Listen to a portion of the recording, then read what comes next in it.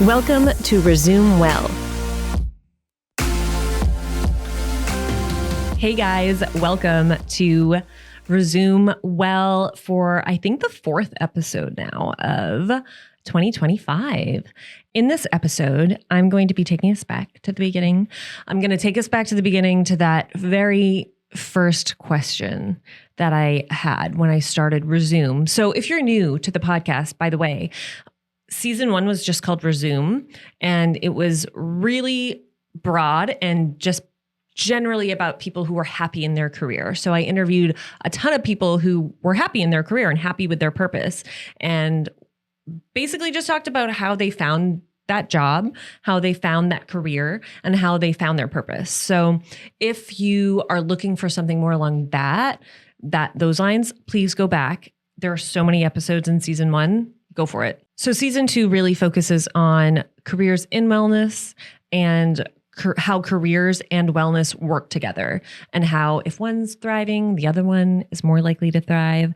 And if one isn't, the other one is more likely to also not thrive. So that's what we are looking into in Season 2 of Resume Well. So I really loved adding that word well onto Resume, partly because it just sounded cool, and also because I think we all have been well at some point in our life, and every now and then something kind of pops up that makes us not feel so good. But we are always capable of resuming our life and resuming that baseline wellness that we all have that is innate within us. So that's just to give you a little bit of background on the name and seasons and all of that. So thank you for listening. If you're like, yeah, I know that because I've been listening since Season 1. Thank you. Let's get into it. So let's get into this today, this episode, middle of January. We're kind of in that like slump part of January where the excitement of 2025 New Year is kind of waning, unfortunately, already. And it just kind of feels like you're back in your same old routine. Maybe you're really good and you're keeping up with if you made New Year's resolutions, maybe you're keeping up with them, and great. If you're doing that, go you. If you're not, don't worry about it. So I wanted to go back to the beginning, which is that question that we were all asked when we were kids. What do you want to be when you grow up? Oh my God, the anxiety. Like, I'm already feeling the anxiety. I was that kid who had like 8 or 10 things that they wanted to be at any given moment. So like actress, veterinarian, lawyer, news reporter, spy, chef. My parents couldn't keep up. And it was honestly just like the mood, based on the mood that I was in. Somewhere along the way though, that question started to get really not fun to say the least. And it started to actually just feel more and more stressful the more people asked it. And eventually, going into college, I remember really, really stressing about what I was going to major in because I didn't feel like I was good at anything. Or not that I wasn't good at anything, but I didn't feel like I was exceptional at anything. And after making that decision and after making it to the end of college, it was grad school. And it was like, okay, well, what are you really interested in? And I didn't feel like I had a huge gnawing interest in anything profitable. Honestly, like at the time I was like, everything that I'm interested in is not lucrative, and there's no reason to go to grad school for it, right? There's no reason to dole out more money, go into more debt, for something that I wasn't 100% invested in, or that I could see myself kind of losing interest in. So it was really disheartening, to be honest. And everybody else seemed like they knew exactly what they wanted to do. They seemed like, they were really good at something and they did it. I had a friend who was in fashion design school and she ended up going into fashion. I had a friend who was an engineer. She ended up following her brainiacness to the Navy, where she got cool security clearance and like knows things that we all want to know. And another friend who is and was an exceptional artist and ended up becoming a graphic designer. And all of that is great. And I was so happy for all of my friends, but I was so sad for myself because I didn't know what I wanted to do. And it seemed like time was running out, even though I was only 22. It felt like I was 52 and I had already, I needed to know exactly what I was going to be doing and how I was going to do it and I felt like there was something wrong with me because I didn't know exactly like what my purpose was. So kind of luckily, which looking back, I mean, it sounds weird to say, but I graduated during the recession. So 2009, there were not very many jobs. I ended up getting a job. And the reason I took that job wasn't because I was interested in it, but because I just got it. And that, I'm going to tell you, is not a good reason. That's not a good reason to take a job just because you get a job. And I think that is still pertinent today. I think it's still applicable today, where a lot of people will be like, well, the job market's really hard and I applied to all these jobs. I applied to 70 jobs and I got this one job. And now, I took it and now I have to stay there for 5 years to like not look like a job hopper on my resume. Not so. If you're really not into the job, there's no point in suffering in a job that you really, really don't like just because it's the only job you got. If you need the money, take the job, keep applying to other things. Anyway, that's my side tangent. That's my little career coaching moment of the episode. But moving on, I had that job. It was basically like the Devil Wears Prada. I know that's so cheesy, but I really, really did not like it. It was not what I was supposed to be doing. It had a lot of, it was basically like spreadsheets all day long, which I'm not good at. I'm still not good at it. I married somebody who's good at it, so I never have to do it. And I ended up leaving after about 4 months / got fired. In my mind, it was leaving, but I think, technically they fired me. And it was a big 4-month flop. I felt like a massive failure. And after that, I was even more lost. I was like, well, I know I didn't like that. I know that's something I didn't enjoy. I don't want to do that again. It was good because it did kind of check off that, shiny New York City office job off of my list. Like, all right, well, I know that doesn't vibe, right? However, I would just like lay awake at night, scrolling through job listings.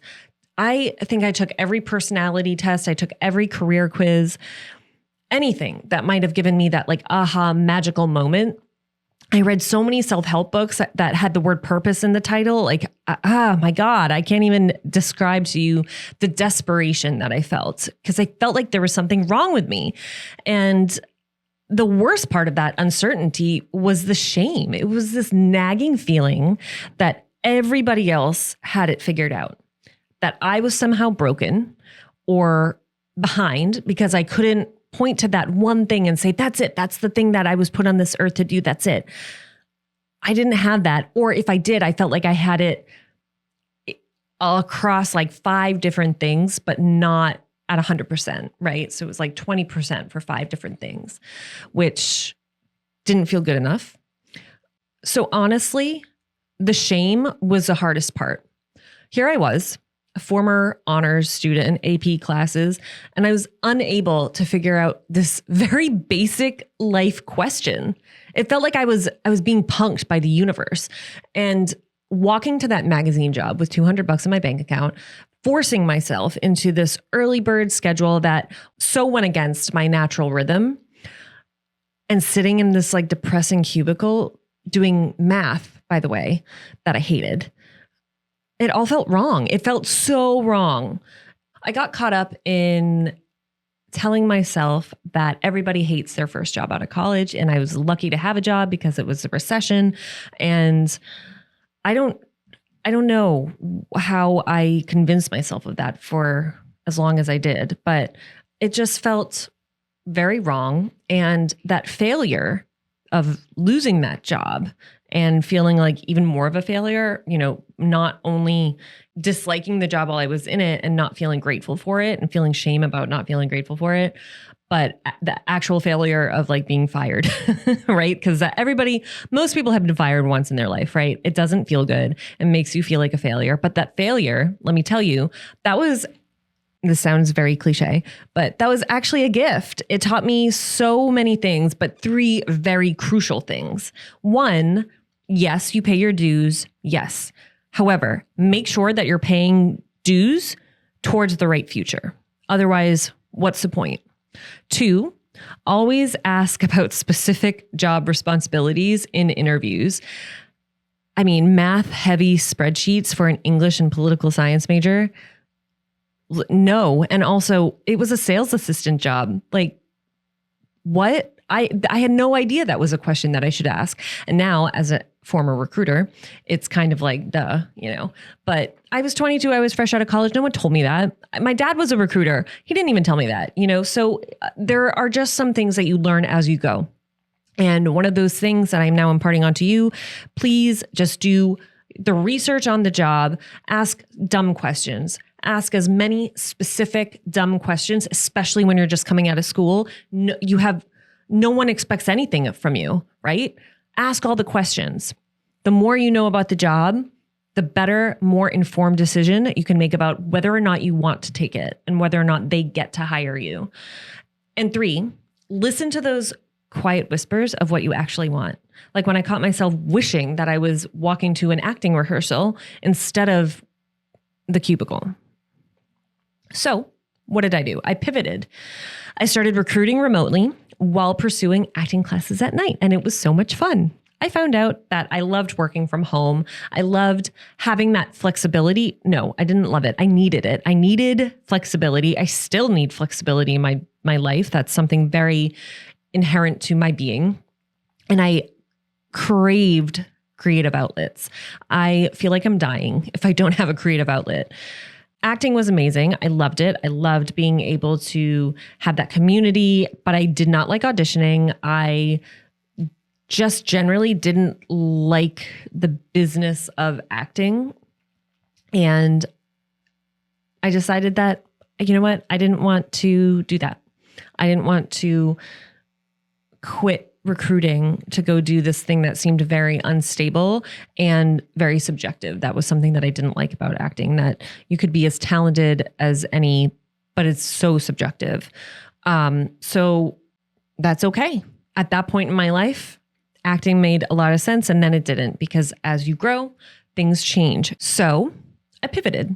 I started recruiting remotely, which was so much better. I loved working from home, I found out. I loved having that flexibility of working a few hours from home and then going to a cafe for a few hours and working. I was also going to acting class at night, and that was amazing. I made so many friends and had this really, really great group and community for myself that made living in New York so much more fun.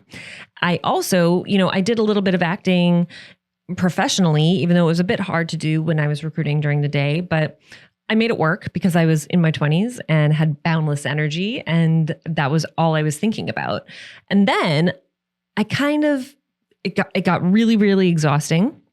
And I realized that the subjectivity of acting as a business it just really bothered me. And that's fine. I mean, I think a lot of people know that going into it. And I think I did know that going into it, but I think there was something about it that I wasn't going to be able to get over it. Like, you could be really, really good. You can have an amazing audition, and because of something so subjective that the casting director has going on in their head, you don't get cast, right? So that was a really hard hurdle for me to get over. And I didn't want to base my entire future on somebody else's feelings. At least that's how I thought of it back then. So I was recruiting full time, and that surprisingly fulfilled me. At the time, I was financially secure, which was great. I loved connecting people with opportunities. I loved being that bridge between candidates and their dream jobs. It actually made me feel really good. I was really good at interviewing people. And even that evolved, marriage, burnout, travel. And then I had a daughter at the beginning of the pandemic, later a son. If anything crystallizes your purpose, at least for me, it's children. They became, of course, my primary purpose, hands down.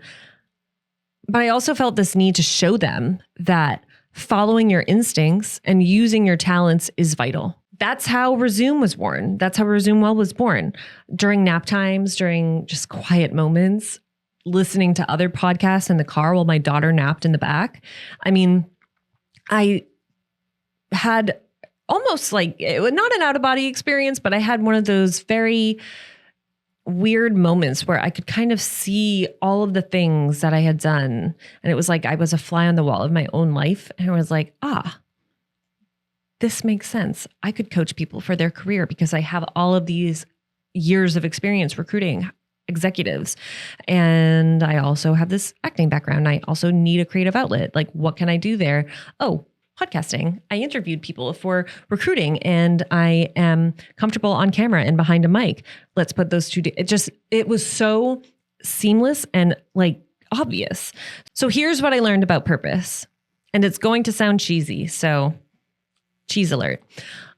It's not about the destination. I know you know that. And it is about the journey. And the thing that we don't realize, I think, when we're in it, is that the journey, it's a journey that evolves. It evolves with you. Your purpose at 20 is probably nothing like your purpose at 40 because you're a different person. Yes, you have the same core values. Yes. However, those might have shifted a little. You might be in a totally different geographical area that doesn't make sense for your purpose at the time. There are so many things. You might have kids, you might be married, you might not be, but you might have not even gone through a purpose defining moment yet. A lot of us find our purpose through some event that happened. Maybe it was painful, maybe it wasn't. But when you're 20, you might not have even gone through that yet. So it's not just about finding it and pursuing it. It's about keeping yourself open to opportunities and adventures and circumstances to learn more about yourself. All we're doing in life is experimenting. It's one big experiment. And the more you can put yourself out there, the more you can experiment, the more you learn about yourself, and the more you learn about maybe what you're good at, why you're good at it, and what you can do to help others with whatever amazing natural talents that you were given. So, since we're still in January, I have a pretty easy exercise to help you crystallize what your current purpose is. However old you are, wherever you are, whatever your job is, here are 3 questions that you can ask yourself. The first one: what keeps you awake at night with excitement? I'm a big proponent of following your excitement. So what's the first thing that your mind drifts to when you wake up? And it might be a business idea. It might be a creative project or a problem that you want to solve. But when you're really, really tired, like sitting on the couch with your partner, and they ask you a question and it lights you up and you're like, yes, I could talk about this. Like, on zero with no gas in the tank, I could talk about this. Think about that. For me, it's career coaching. It is talking about finding purpose, which sounds so like broad, but it's true. That's what I could talk about. Also astrology. I'm not an astrologist, but I just love talking about it. I could talk about that forever. That's why I have so many astrologists on my podcast. Anyway, so what can you talk about when you have zero gas in your tank? What would put a little bit of gas in that tank? What question would light you up? So that's one. Number 2, what concrete steps can you take to become more knowledgeable in that area? So whatever that area is that lights you up when you have zero gas in the tank, what concrete steps can you take to learn a little bit more about it? Could be an online course, could just be reading a book. Maybe it's, joining a community. What skills or knowledge do you need to make this idea a little bit more real? And number 3, how can you become a meaningful voice in the field? You don't need to be an expert, but as you gain knowledge and as you learn more and as you do more in that field, people will kind of start to see you as somebody who has a genuine love for it. And people are really, really attracted to that.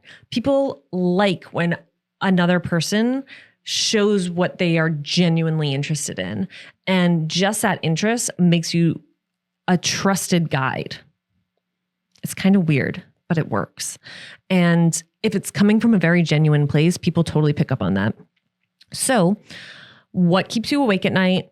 What question will put gas in your tank? Number 2, what concrete steps can you take to become a little bit more knowledgeable in it?